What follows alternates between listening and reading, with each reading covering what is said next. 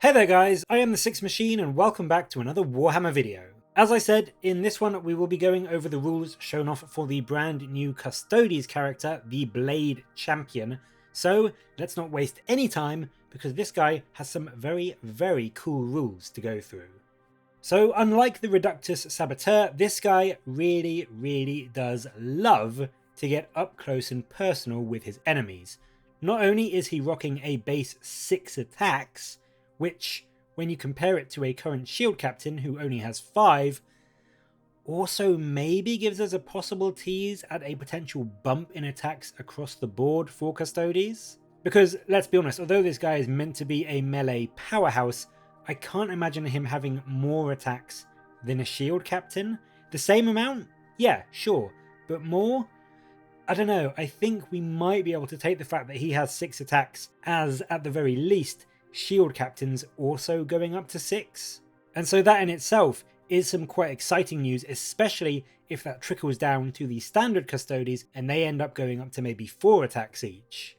But in any case, with those mighty 6 attacks, he can make some very good use of his brand new weapon, which is called a Vault Sword. And this bad boy doesn't just have 2 profiles, oh no.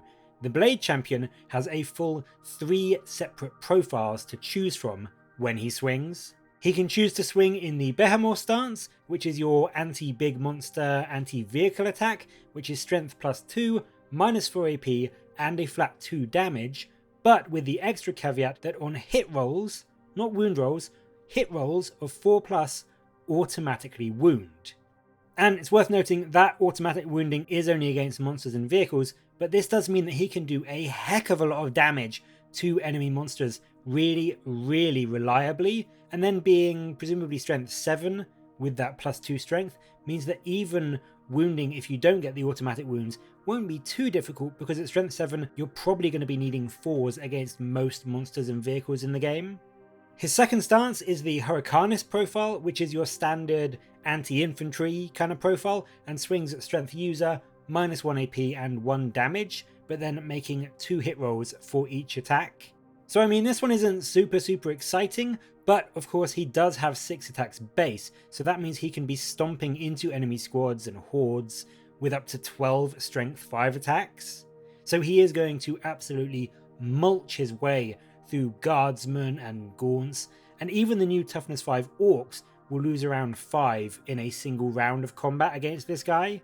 His final profile is the anti-character Victor stance, and this allows you, first of all, to reroll wounds against characters, which is always brilliant, but then you are also hitting at strength +1, -4 AP, and a flat 3 damage. So this really will just pulverize almost any character that you go up against.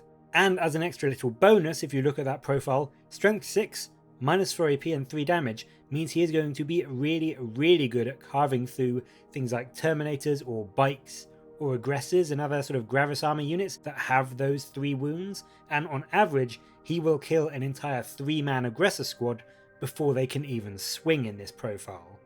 To be honest, the blade rules alone make this guy so cool and so good.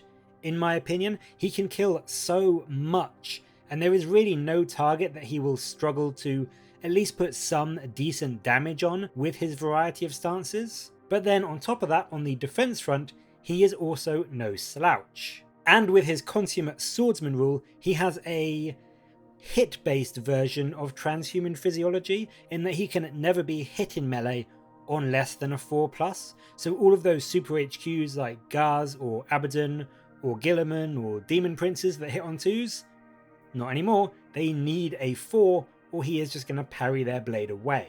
And on top of this, Consummate Swordsman also gives him +1 to his armor saves in melee, which potentially puts him up to a 1-up save, which will really help him against all of those -1 AP chainswords and choppers that are appearing all over the game right now, and will let him keep his 2-up save, or what will presumably be a 2-up save. I'm hoping he has a 2-up save for as long as he possibly can.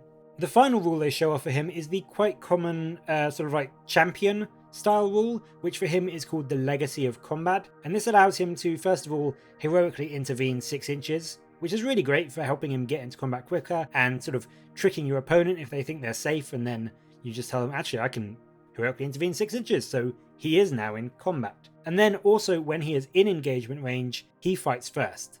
And this isn't just against characters or anything, it's always on. So even against those big hordes of orcs or gaunts, he is going to be able to clear a load of them away before they can swing into him. The final, not rule, but thing that they show off for him, which is quite bizarre, is that his leadership isn't 9 or 10, which is what you might expect. No, his leadership is 11. He has leadership 11. And whether that's going to be something common across all Custodes now, or how much it's actually going to impact the game overall, I'm not entirely sure. Like, it will have some effect against some leadership debuff abilities and some psychic powers and whatnot, but it's a bit weird. It's kind of cool, I like it, and it definitely feels fluffy for the bodyguards of the Emperor, but how much of an actual big change it's going to have on the game, I guess we will have to see what sort of comes with it in the rest of the codex. So there we go, that is the Blade Champion, and I really love his rule set. I think it's super fun, super powerful, and super fluffy. I really do think he's going to be one of the best melee beatsticks in the game when he arrives, and I cannot wait to see him going up against the Emperor's Champion, or Abaddon, or Drazar, and those kind of really high level melee characters. But what do you think of his rules? Do you think the Blade Champion is going to be worth bringing in a Custodes list? Or do you think he is going to be not quite as good as just bringing a Shield Captain and more regular Custodes? Let me know in the comments below, and as always, thank you very much for watching. Please do like and subscribe for more Warhammer content from me. But until next time, I'll catch you later, guys.